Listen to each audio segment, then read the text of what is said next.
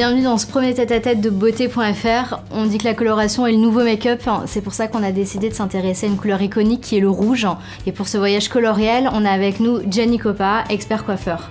Bonjour Diana. Aujourd'hui, tu es entourée d'une partie de la rédaction avec Elena et Betty. On a plein de questions à te poser. Alors avant que tu nous poses des questions, ce que je te propose, c'est un défi. Si tu passais au rouge. Ouais, pourquoi pas? Je te confie. Ok. À baignoire. Ah oui, en fait, vous étiez mis d'accord. Exactement. Et bah, à tout à l'heure. À tout à l'heure.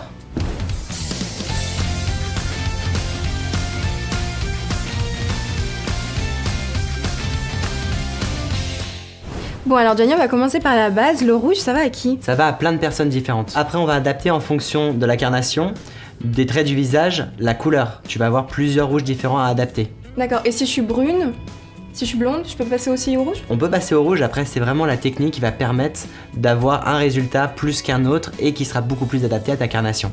Quelle star tu verrais bien avec les cheveux rouges? Qui est-ce que tu aurais envie de teindre en passer rouge? en rouge, ben, je trouve qu'Eva Mendes, ça lui irait très bien par rapport à ses yeux, ça la fitterait et je trouve que ça serait assez sexy sur elle.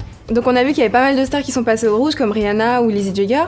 Selon toi, c'est qui remporte la palme du rouge? Bien sûr, Rihanna. Alors on sait que Rihanna a fait plusieurs colorations rouges. Parmi toutes les nuances, laquelle est la plus tendance? C'est l'effet un peu cerise, tu vois, le rouge un peu violine.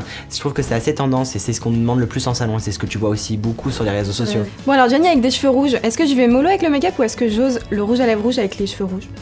Alors, je ne suis pas maquilleur, je ne suis que coiffeur, donc malheureusement je peux pas te conseiller là-dessus, je peux te donner mon avis perso. Je pense que tu peux, après il faut faire attention, tu peux plus valoriser soit les yeux, soit la bouche, soit le teint, mais pas les trois en même temps.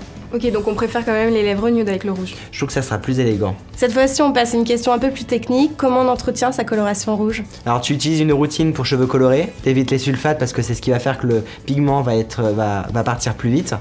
Et tu vas régulièrement chez le coiffeur, 3 à 4 semaines pour un rouge, et c'est ce qui va te permettre d'avoir toujours une coloration brillante. Ou alors, tu fais le choix avec ton coiffeur, au lieu de faire une coloration à proprement parler, on fait ce qu'on appelle des glosses, du coup on apporte de la brillance, on va gainer le cheveu, et à fur et à mesure du temps, ça va diminuer et t'auras pas cet effet racine. Ok, alors par contre, Gianni, c'est bien beau les cheveux rouges, mais moi je suis une fille plutôt discrète, et qu'est-ce que tu me conseilles du coup comme nuance de rouge? Et ben on peut partir sur un marron rouge, c'est-à-dire quelque chose qui va être plutôt sur un fond marron, et lorsque tu seras en pleine lumière, du coup tu auras cette brillance du rouge et qui sera très profond.